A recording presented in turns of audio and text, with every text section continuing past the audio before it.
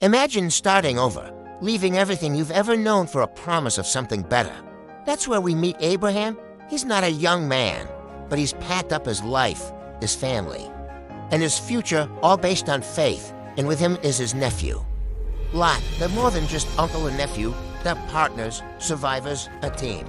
They've traveled together, faced the unknown together, and together they've become incredibly successful. Picture this, vast herds of sheep and cattle.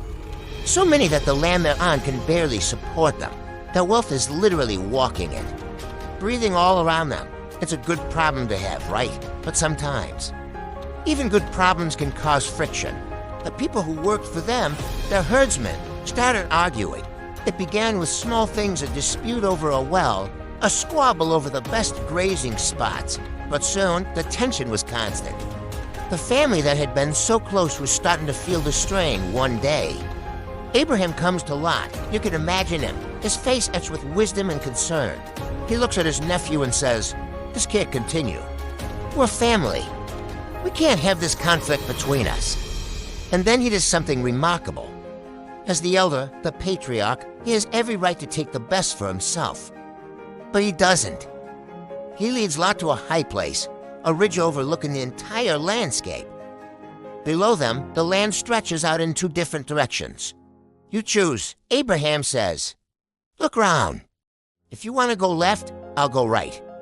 If you go right, I'll go left. The choice is yours." Lot looks out, and his eyes are drawn to the east. The Jordan Valley. It was like a paradise. Green, lush, and watered everywhere, like a garden. And in the distance, he could see the cities of the plain, including Sodom. From this far away, it looked perfect, prosperous, and full of opportunity. It was the obvious choice, the best choice from a worldly point of view. So Lot chooses the Green Valley. He thanks his uncle, and they say their goodbyes. This isn't an angry parting, but it's a sad one to paths once intertwined, now divergent.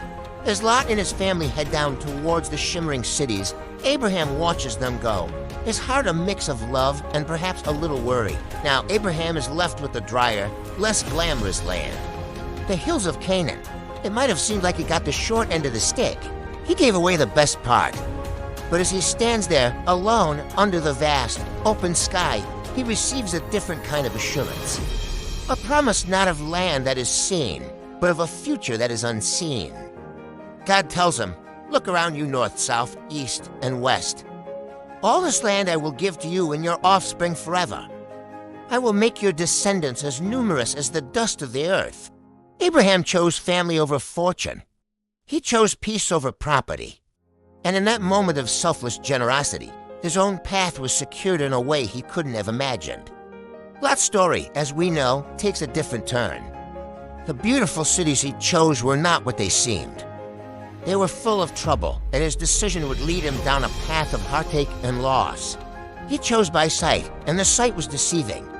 Abraham, on the other hand, chose by faith. He trusted that peace and relationships were more valuable than the best land. He let go of what he could see, and in return, he was promised a legacy he couldn't count. It's a story that makes you think, doesn't it? In our own lives, we face choices all the time. The easy road versus the right one. What looks good on the surface versus what holds true value. Abraham's story isn't just about ancient history. It is a quiet reminder that the best choices are often the ones made with a generous heart. And that true wealth isn't always something you can see.